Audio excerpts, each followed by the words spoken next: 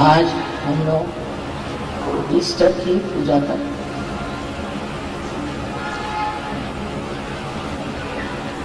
आज स्वजुड़ों के लिए एक महत्वपूर्ण दिन है, क्योंकि ईसा मसीह ने दिखा दिया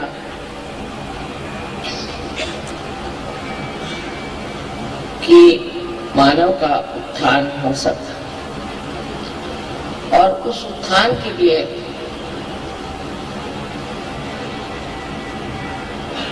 हमें प्रयत्नशील रहना चाहिए।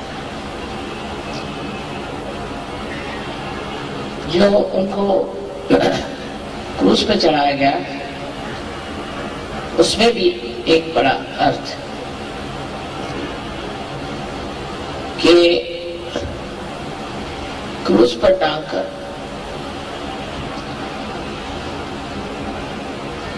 उनकी हत्या की गई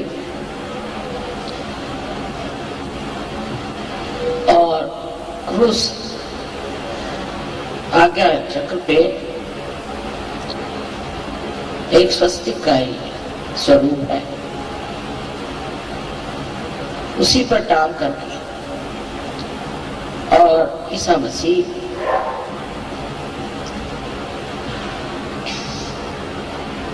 वहीं पे गत प्राण।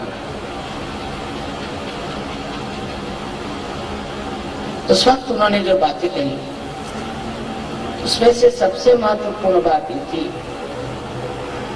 कि उन्होंने कहा कि माँ का इंतजार करो, माँ की ओर नजर करो।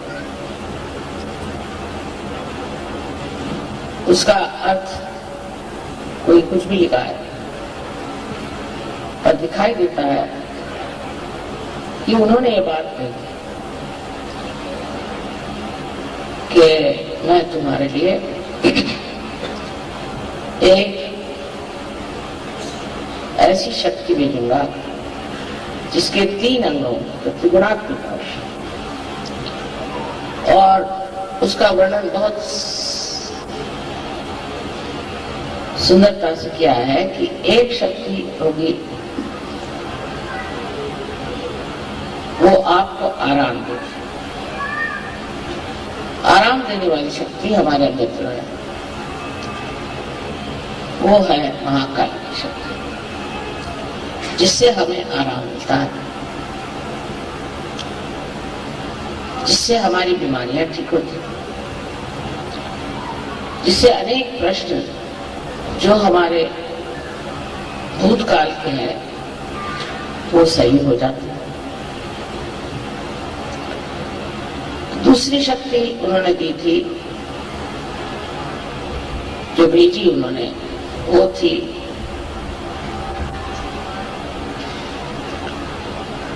महासरस्वती। सो महासरस्वती उन्होंने काउंसलर कहा, मैंने जो आपको समझाएगी, उपदेश करेगी, जैसा वर्णन योग निरूपण कराएगी। यह दूसरी शक्ति से, जिससे हम ज्ञान, सूक्ष्म ज्ञान को प्राप्त हो। और तीसरी शक्ति महालक्ष्मी की, जिससे कि हम अपने उत्थान को प्राप्त होंगे, रिडम्पशन। इस प्रकार 3 शक्तियों की उन्होंने बात की थी। और बुद्ध ने भी कहा था कि मैं तुम्हें मात्रया भेजूं। मैंने 3 तरह की माँ, 3 तरह की माता या माताएं एकत्रित आई, मात्रया। लोगों को समझा मात्रया क्या होता है, मैत्रेया करते हैं। ये जो मात्रया थी, ये एक साथ आदिशक्ति नहीं हो सकती, और आदिशक्ति को उन्होंने कहा तो जरूर होगा कि प्राइमोर्डियल मदर, लेकिन जिन्होंने बाइबल को ठीक किया, उन्होंने उसको होली घोस्ट बना दिया। और उसके जगह एक कबूतर बना दिया। क्योंकि जिन्होंने बाइबल को ठीक किया उनको स्त्री जाति से बहुत नफरत थी और वो विश्वास ही नहीं कर सकती कि कोई स्त्री भी कोई ऐसा ऊंचा कार्य कर सकती थी। उस नफरत के कारण उन्होंने उसका रूप अजीब सा बना दिया, होली घोस्ट। और दूसरी बात कही कि वो एक कबूतर, कबूतर का मतलब है कि वो एक शांति की दूत हो। लेकिन स्त्री की बात ही नहीं कि वो कोई स्त्री होगी या नारी होगी। और अपने शास्त्रों में कहा गया है कि संस्कारे महामाया,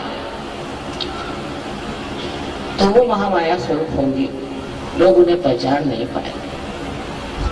पहचानने के लिए भी आपको आत्म साक्षात्कार लेना पड़ेगा। अगर आपने आत्म साक्षात्कार नहीं लिया तो आप पहचान ही नहीं सकते।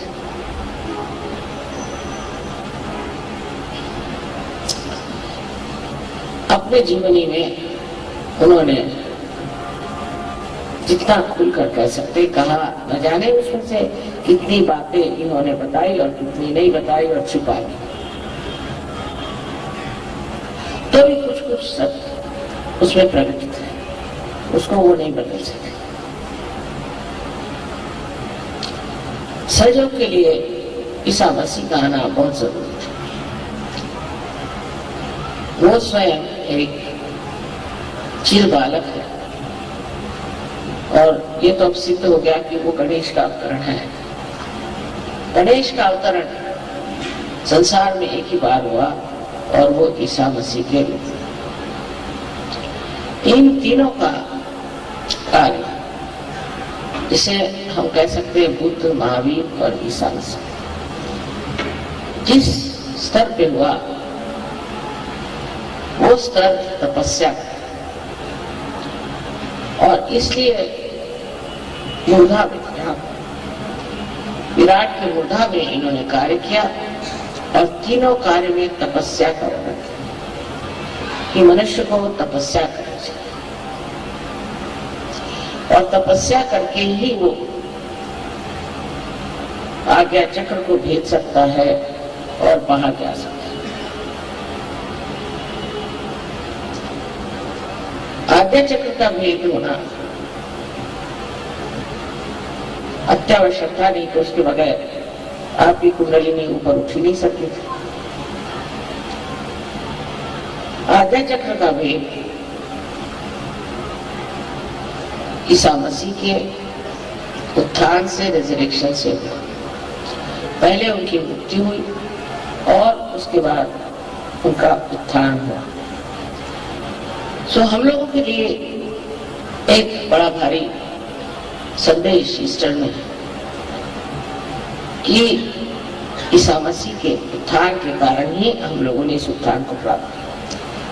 सबसे मुश्किल चक्र है इंसान में, मनुष्य में आज्ञा चक्र, क्योंकि मनुष्य हर समय सोचते रहता है, सोच सोच के उसके सर में एक मन की बुलबुले की स्थिति बन जाती है और उससे वो परे नहीं जा सकता, विचारों से परे नहीं जा सकता। जब आज्ञा का भेद होता है तभी आप विचारों से परे जाते हैं। इसलिए ये कहना चाहिए कि अगर ईसा मसीह ने अपने प्राण दे करके और आज्ञा से उत्थान न किया होता तो सहज मुश्किल हो जाता। कार्य तो सभी अवतरणों ने किया अपने अपने स्थान पे, अपनी अपनी जगह, अपने अपने समय पे, लेकिन जो कार्य ईसा मसीह के उत्थान से हुआ ये बहुत ही कमाल की चीज थी। इसीलिए आज्ञा का खोलना कोई मुश्किल चीज नहीं, आज्ञा से ऊपर उठाना कोई मुश्किल चीज नहीं। जितने गुरु हो गए, बड़े बड़े महान गुरु, उन्होंने बहुत कार्य करे, उन्होंने बहुत कुछ ऐसी बातें करी जिसके कारण लोगों में जागृति हुई, धर्म के और रुचि हुई और आत्म साक्षात्कार की ओर ध्यान आकर्षित हुआ। वो अपने देश में आए थे और आए क्योंकि वहां के जहाँ रहते थे वहां के लोगों की जो दृष्टि थी उसमें सूक्ष्मता नहीं थी, आध्यात्म नहीं था, इसलिए वो हिंदुस्तान में आए और कश्मीर में वो शालीमार राजा से मिले। शालीमार ने उनसे पूछा कि तुम्हारा क्या नाम है? तो उन्होंने कहा कि मेरा नाम ईसा मसीह। मसीह माने जो कोई संदेश लेकर आता। और मैं उस देश से आ रहा हूं जहां सब म्लेच्छ माने जिनको मल की इच्छा थी। अब आप देखते हैं कि विदेशी जितना भी कार्यक्रम होता है वो मल की इच्छा करते हैं। लोगों को पता नहीं कैसे मल ही अच्छा लगता है, एकदम पागलपन ही अच्छा लगता है। आप उनकी फिल्में देखिए तो समझ में आता है कि ये पागल है कि क्या है। सो हमारे देश में पहले लोगों को म्लेच्छ कहते थे, माने मल की इच्छा करने वाले म्लेच्छ। और इनको मल की इच्छा है और मैं वहां कहाँ जाऊं, मेरा तो देश यही है क्योंकि मैं आध्यात्म में पढ़ा। तो शालीमार ने कहा कि आप इतने पहुंचे पुरुष हैं तो आप वापस और अपने ही देश में एक शब्द उन्होंने कहा कि निर्मल तत्वम, प्रिंसिपल ऑफ प्यूरिटी, वो लोगों को सिखा। बहुत जल्दी अगर आपने निर्मल तत्व वहां बना दिया तो लोग जो है म्लेच्छ तरह से छुटकारा पा। वो गए वापस, सिर्फ किसी तरह से 3.5 साल रहे और फिर उनको पकड़ के क्रॉस पे चढ़ाया। वो उनको विदित था, वो जानते थे कि ये करना जरूरी है, लेकिन जिस शान से उन्होंने अपने प्राण त्याग, एक अद्भुत व्यक्तित्व था, ये जाहिर होता। और इतने थोड़े से साल में 3.5 साल उन्होंने अपनी जीवनी में जो कार्य किए हैं वो बहुत महान है। ये जरूर है कि वो किसी को आत्म साक्षात्कार दे नहीं पाए, क्योंकि उस वक्त ऐसे सत्य को खोजने वाले नहीं थे जैसे आपको। मेरे नसीब अच्छे हैं और इसलिए ये कार्य जो हुआ वो आत्म साक्षात्कार के पहले का कार्य हुआ। माने ये कि लोगों ने जाना कि इस मनुष्य जीवन से परे भी कोई और जीवन है। उन्होंने उसमें कहा कि तुम्हें फिर से जन्म लेना, खुद भी उनका उत्थान फिर से जन्म लेना। और अपने यहाँ भी कहते हैं कि दूसरा जन्म जैसे एक अंडे से पक्षी निकलता है, उसी प्रकार जब होता है तभी उसे द्विज कहना चाहिए, जिसका दूसरे बार जन्म। और जब उसका परिवर्तन हो जाता पूरी तरह से और उसमें पूर्णतया शक्ति आ जाती, तो संसार में कहीं भी उड़ के चला जाता, उसके पास सारी संचार शक्ति आ जाती। आपको तो मालूम है कि साइबेरिया से पक्षी उड़ करके किस तरह से हिंदुस्तान आते, जाड़े में यहाँ आते और गर्मियों में वहां जाते। ना उनके पास कोई रडार है, एरोप्लेन है, कुछ नहीं। कैसे आते बराबर उसी जगह आते, जिस तालाब पे पहले आते थे उस जगह आते। उनके बच्चे भी वहीं आते। एक बार इन्होंने प्रयोग किया, एक्सपेरिमेंट किया कि कुछ बच्चों को छुपा, तो उन्होंने खोज निकाला अपने बच्चों को, लेकिन कुछ बच्चों को खोजा भी नहीं था, वो उड़ के बराबर चले आए सीधे हिंदुस्तान। उनका कोई अगुवा नहीं था, उनको कोई बताने वाला नहीं था, वो आ गए ठीक से। इसे कहते हैं कि परमात्मा ने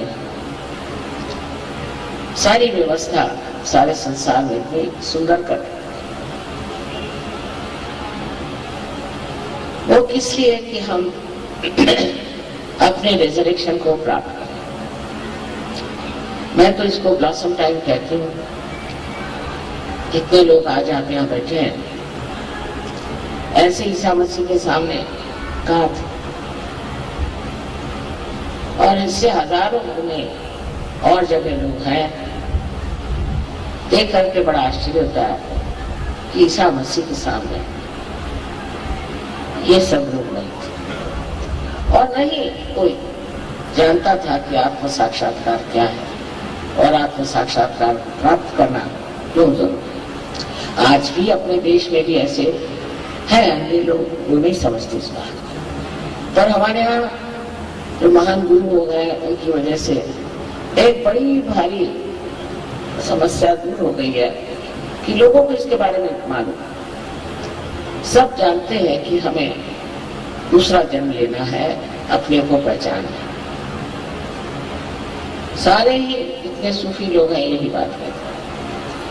इतना ही नहीं, पर जो कुछ भी शास्त्र लिखे गए, कोई से भी धर्म में, उसमें भी यही बात कहते हैं।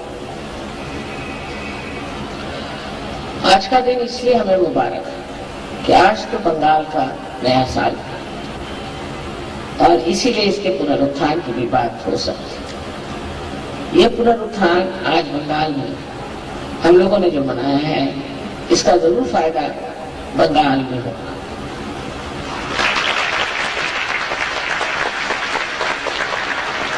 यहाँ की संस्कृति और यहाँ की कला, बंगाल देश के महान देश प्रेमी त्यागी लोग, जिन्होंने सारे देश में सबको एक बड़े ऊंचे स्तर पर पहुंचाया था, आज भी कहां से काम लेकर चले जा रहे हैं। विदेशी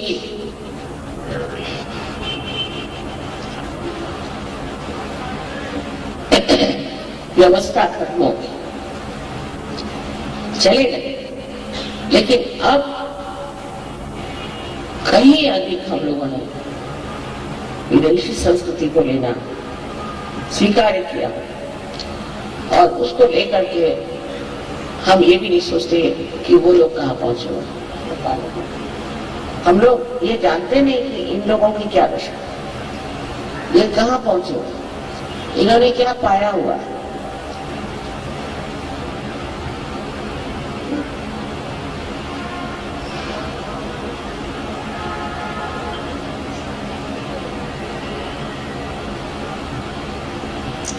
बहुत से ईसाई लोग तो ऐसा सोचते हैं कि ईसा मसीह इंग्लैंड में पैदा हुए थे और उनके लिए धोती पहनना माने हिंदू बनना है।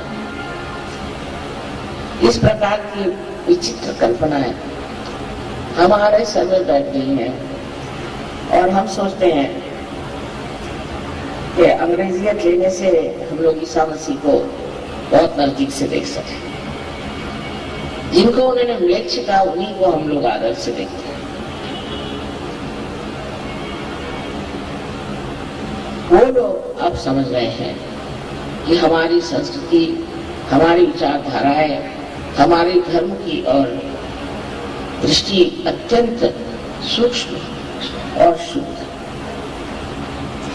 और यहाँ के लोग बहुत जल्दी सहयोग को प्राप्त कर सकते हैं। तो आपने देखिए, लेकिन सहयोग को चाहिए कि आपस में पूर्णतया मेल मुलाकात है, और ये जो उत्थान का संदेश है वो हर जगह पहुंचा, क्योंकि आज आपका देश जिस दशा में है, उसकी दशा परिवर्तन के सिवाय ठीक हो ही नहीं सकती, आध्यात्म के सिवाय ठीक हो नहीं सकती है। आप कुछ भी कर लिए, आकाश में केवल लगाने से हो नहीं सकता। इसी प्रकार कोशिश ये करनी चाहिए कि एक एक आदमी को सोचना चाहिए कि हम कितने लोगों को सहयोग के बारे में बताते हैं और हम कितने लोगों को सहयोग देते। ईसा मसीह बिल्कुल अकेले थे, उनके साथ कोई भी नहीं था, और सिर्फ 12 उनके शिष्य थे। उसमें से भी कुछ आधे अधूरे, कोई ऐसे वैसे थे। उस पर भी उन्होंने बड़ी मेहनत करी और एक बड़ा भारी संदेश अपने उत्थान से, हमारे जीवन से देता। पर वो जो संदेश बाह्यता हमें दिखाई देता है, वो वास्तविकता हमारे आज्ञा पर काम करता है, और आज्ञा पर काम करके ही हम लोगों ने उस स्थिति को प्राप्त किया है जहां हम ब्रह्मरंध्र तक छेद पाए। उन्होंने हमेशा क्षमा की बात की, बुद्ध ने हमेशा करुणा की बात की, उन्होंने हमेशा क्षमा की बात की कि आप सबको क्षमा करें। वो खुद मुझ पे चढ़ के कहते थे, प्रभु इन सबको माफ करो, ये जानते नहीं ये लोग क्या करें, इसलिए तो माफ कर दो, अंधे हैं।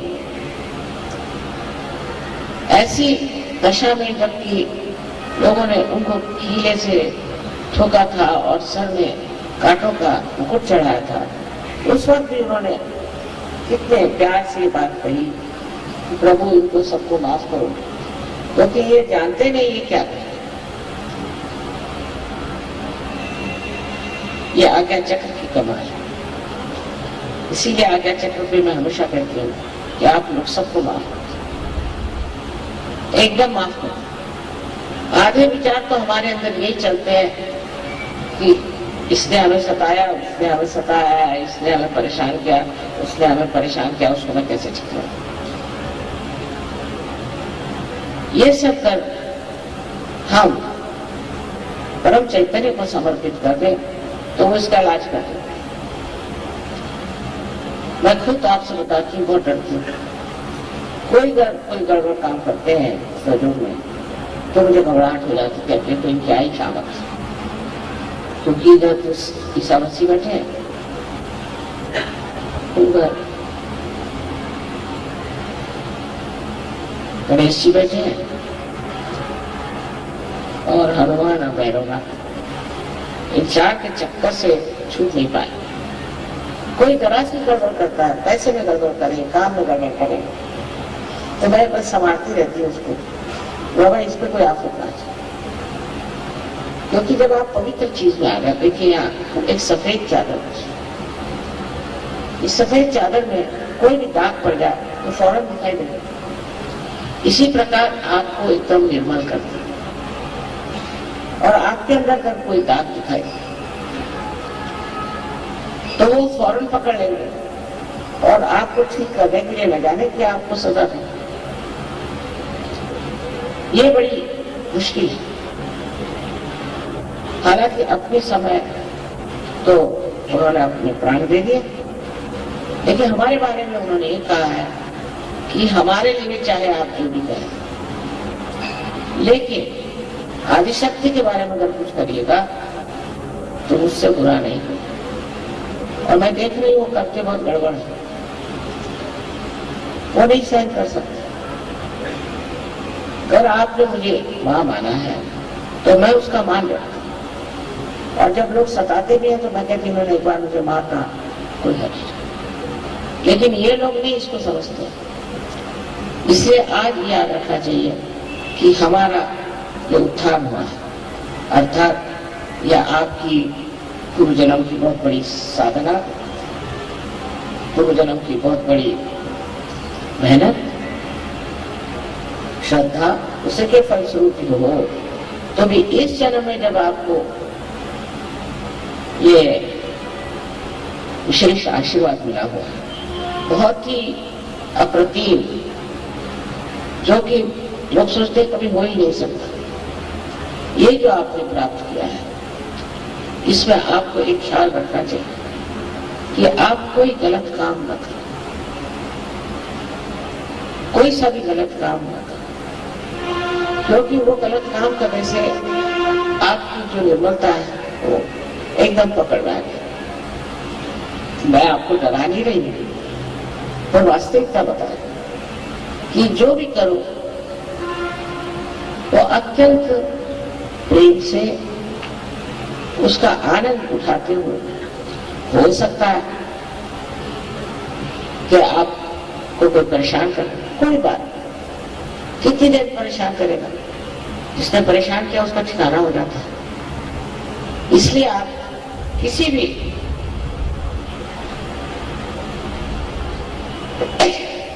स्तर पे भूलना नहीं, किसी भी प्रांगण एरिया में भूलना नहीं कि आप एक सज हो। पहले जमाने में कितने सज हो बताइए? एक सूफी वहां हुआ निजामुद्दीन, तो उनकी गर्दन काटने को शाह निकला है। उन्होंने कहा कि तुम मेरे सामने पर सर झुकाओगे नहीं, मैं तुम्हारी गर्दन काटूंगा। दूसरे दिन उसकी गर्दन काटूंगा। सोगर कोई ऐसा हो भी तो डरने की कोई बात नहीं। अगर डरना है तो ये करना कि प्रभु इसको बचाओ, इसका पता नहीं क्या होगा, क्योंकि आप लोग परमात्मा के साम्राज्य औरों जैसा हाल नहीं। इसको याद रखते हुए, इसे मद्देनजर रखते हुए समझना चाहिए कि अब आप अकेले नहीं, आप पूर्णतया सुरक्षित हैं। और इस सुरक्षितता में आप क्यों परेशान हो? ईसा मसीह क्रूस पे जब परेशानी है तो ऐसा कौन आप पे बवाल आया हुआ है? बहुत से लोग आते, माँ हमें एक प्रॉब्लम आया, हमें ये प्रॉब्लम आया। इसका मतलब आप सजगी नहीं, सीधा समीकरण ये बैठा है कि आप सजगी नहीं। जो सजगी होगा उसको कोई प्रॉब्लम होगा ही नहीं, क्योंकि आप बैठे हैं एक बड़ी ऊंची जगह और प्रॉब्लम यहाँ नीचे खेलते रहते हैं, उसको देखना मात्र है। पर अगर आप समय प्रॉब्लम करते रहे तो सोच लेना चाहिए कि कुछ कमी है आपकी। तो फिर ध्यान करें, धारणा करें और अपने अंदर धारणा करें कि हम सहयोगी एक, उससे हमारे अंदर जो एक शांति का भाव और एक आत्मविश्वास पूर्णतया प्रतीत होता है, वो लोग भी समझते हैं। कुछ बोलने की जरूरत नहीं, कुछ झगड़े की जरूरत नहीं, चुप्पी लगा ली। आपने चुप्पी लगा ली तो सारा परम चैतन्य जो है वो संभाल देगा और एक से एक धुरंधर बैठे हो। लेकिन अगर आप ही में दोष है तो कहेंगे इसको डुबकियां लगा दो चार। इस प्रकार आज हमें ईसा मसीह की एक छोटी सी जीवनी थी, 33 साल की उम्र में उनकी मृत्यु। वो मरी क्या थी? भटकते रहे, भटकते हुए हिंदुस्तान भी आए और कितना जीवन में उन्होंने कार्य किया। उनका नाम लेकर के न जाने लोगों ने क्या क्या बनाया, कितनी तरह तरह संस्था बनाया, ये करना वो करना।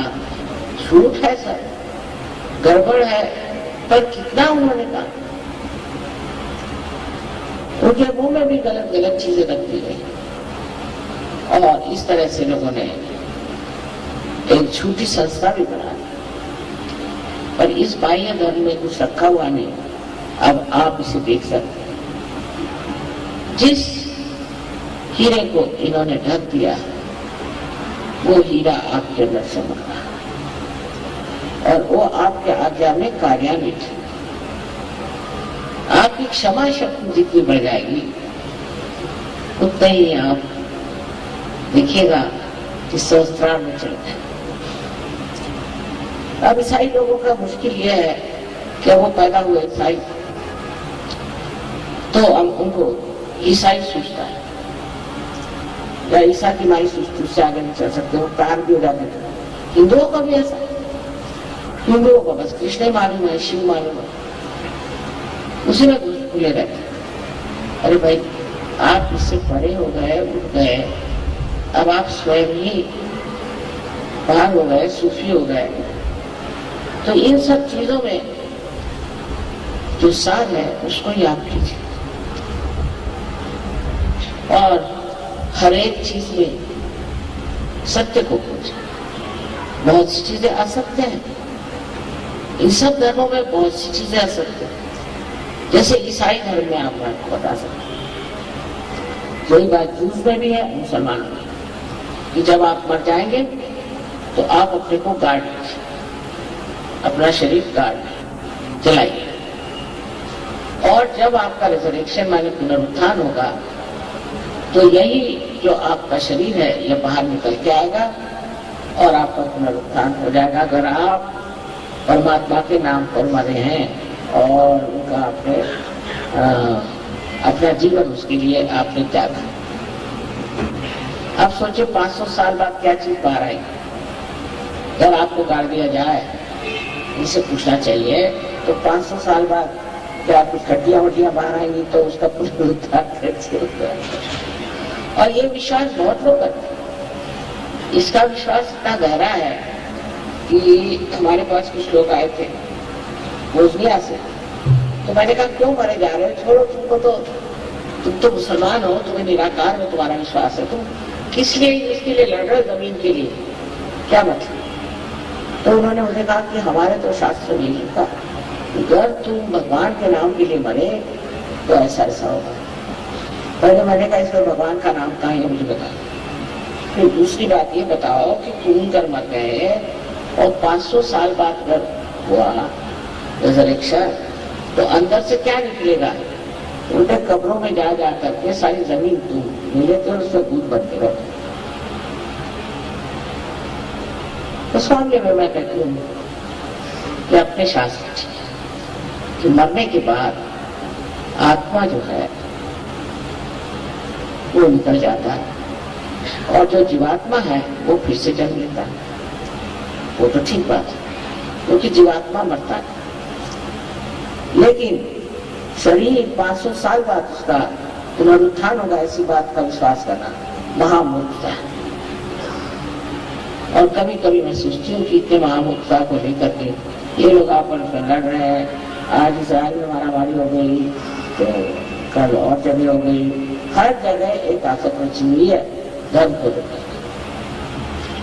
जहां जाओ वहां धर्म से झगड़ा ही हो रहा है। मैंने कल भी बताया था कि कोई सा भी धर्म अलग अलग, सब एक से एक जुटे हुए हैं। और ये तो खुद ही दिखाई देता है, ये सभी लोगों ने इनसे पहले भी लोगों का वर्णन किया। फिर ये झगड़ा क्यों, ये लड़ाई क्यों? इसलिए कि कुछ लोग हैं वो अपने को कहते हैं हमारी मक्तेदारी, हम धर्म मानते हैं, और जो कह गए उसके उल्टा। अब आप सोचिए कि ईसा मसीह ने एक बहुत बड़ी बात कही कि मैं तो ये कहूंगा कि तुम्हारी आंखों में निष्पापता है। जैसे कि अंग्रेजी में उल्टी बात हमेशा कहते हैं, तो thou shalt not have adulterous eyes। कितनी सूक्ष्म बात है, thou shalt not have adulterous eyes। ये नहीं कि adulterous eyes नहीं होनी चाहिए, चित्त में भी adultery नहीं होनी चाहिए, बड़ी सूक्ष्म बात है। और हम तो जो गए हैं परदेश में तो देखते हैं कि हर एक की आंख इधर से उधर से उधर तो कोई देखा ही नहीं है जिसकी आंख स्टडी सहयोग से पहले इधर आंख घूम रही, उधर आंख घूम रही, कोई आदमी को देख रहा, कोई औरतों को देख रहा, सीट चल रहा, कोई चीजों को देख रहा है। तो इस तरह की जो उनकी विशेष वाणी थी उसको किसने माना? उसको कौन कर रहा? कोई नहीं। कारण उसका एक ही है कि उनको आत्मबोध नहीं, धर्म को आत्मबोध हो जाता। तो वाकई में मैंने देखा है इन लोगों को जब परदेश में भी आत्मबोध हो जाता है तो इनकी आंखें भी बिल्कुल स्थिर हो, और स्थिर होकर के बहुत प्यार झरता है, शांति और आनंद, ये कहां से हो गया, ये कैसे हुआ? क्योंकि जो आंख में विभूति आई थी वही निकल गई, तो आंख शुद्ध हो गई, निर्मल हो गई। जो ईसा मसीह ने कहा वैसी आंख हो जाती। तो उन्होंने जो कहा था वो कहने से थोड़ी हो सकता था। और परदेश में तो ये बीमारी जरूरत से ज्यादा। तब हम लोगों को क्या समझ में आता है कि जो कुछ उन्होंने कहा वो हम करने का। हर एक धर्म में ऐसा, कोई सा भी ऐसा धर्म नहीं है जिसमें लोग कहते कुछ है और करते कुछ। कारण वो समर्थ नहीं, माने जो है उसका अर्थ नहीं है, सम अर्थ। कोई कहेगा मैं सिख हूं लेकिन शराब पिएगा, कोई कहेगा मैं ईसाई हूं, उसकी आंखों में गंदगी भरी रहेगी, कोई कहेगा कि मैं जैन हूं और वो कपड़े की दुकान बनाएगा, कोई कुछ कोई कुछ। जो नहीं करता वही करेगा। इसका कारण ये है कि हमारे अंदर अभी वो धर्म उतरा नहीं और जागरूक नहीं हुआ, और सहज रूप से ये जागरूक होता है। ये होने के बाद, आप पार होने के बाद, आत्म साक्षात्कार मिलने के बाद, अगर आप उसका मान नहीं रखेंगे और उसमें आप अपनी प्रगति नहीं करेंगे तो आपको न जाने क्या क्या तकलीफ हो सकती है। और इससे पहले जो तकलीफ होती है वो आपको महसूस नहीं होगी, आप बहुत हो, क्योंकि अब आप संवेदनशील हो गए, सेंसिटिव हो गए। इसलिए समझ लेना चाहिए कि हमने जो इतनी बड़ी चीज पाई है उससे हम अलंकृत हो गए, उससे हम सच गए। अब हमें अपने वैभव में और अपने गौरव में उठना चाहिए। जैसे ईसा मसीह जब कब्र से उठे थे तो और भी खिल गया था उनका चेहरा, उनकी बातें और भी सुंदर हो, और भी खुल के वो बातें। इसी प्रकार हमारे लिए एक वो बहुत बड़े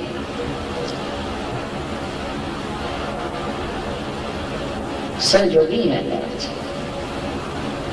लेकिन उन्होंने प्राप्ति किया था, प्राप्त करके आए थे और आपके लिए उन्होंने अपने प्राण त्यागे कि आपका आज्ञा कुछ। सो अहंकार आदि जो व्याधियां हैं उससे दूर रहना चाहिए। अहंकार जब आपके अंदर चढ़ जाए तो आप कुछ भी हो सकते हैं, आप हिटलर भी हो सकते हैं। अपनी और नजर करने से आप समझ जाएंगे कि आप न जाने क्यों अपने को पता नहीं क्या समझ रहे हैं और कुछ तो भी समझ करके दुनिया भर में आप छा रहे हैं। इस आज्ञा को जिसने तोड़ा है और जिसने हमें इससे ऊपर उठाया है, उस ईसा मसीह के चरित्र की ओर देखिए तो बिल्कुल निर्मल है। उसी प्रकार हमारा भी जीवन निर्मल होना चाहिए। सहयोग में वैवाहिक जीवन और सबकी पूरी तरह से व्यवस्था है। हालांकि ईसा मसीह ने शादी में की, जिनको कोई जरूरत नहीं थी, लेकिन पूरी तरह से आपके लिए हर एक चीज की व्यवस्था है और इस व्यवस्था से आप बिल्कुल सर्वसामान्य लोगों जैसे रह सकते हैं और अंदर से आप असामान्य हैं और अपने विशेषता को समझते हैं, जैसे ईसा मसीह अपनी विशेषता को समझते हैं, जैसे सूफी लोग अपनी विशेषता को समझते हैं। अकेले अकेले उन्होंने दुनिया से लड़ाई ली और दुनिया में इतना कार्य किया, तो आपके तो इतने भाई बहन सारी दुनिया में चले, तो कितना आपके अंदर आत्मविश्वास होना चाहिए। आप अकेले नहीं हैं, सब लोग एक ही बात कहते हैं, सबको एक ही चीज प्राप्त होती है। और जब आप इस चीज को पाते हैं तो इसका महत्व समझना चाहिए। इससे अनमोल और कुछ नहीं।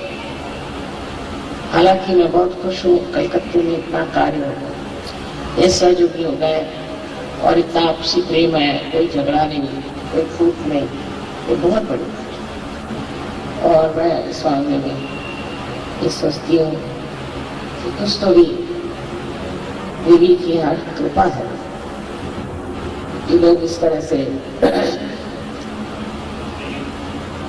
सहज को प्राप्त करके उसमें उतर रहे। जैसे आदमी कार्य कर रहे हैं, ऐसा औरतों को भी करना चाहिए। और जब सब तरफ से सहयोग फैल जाएगा, तब आप देखना कि बंगाल देश इतने सुंदर स्वरूप में होते। आप सबको मेरा नमस्कार।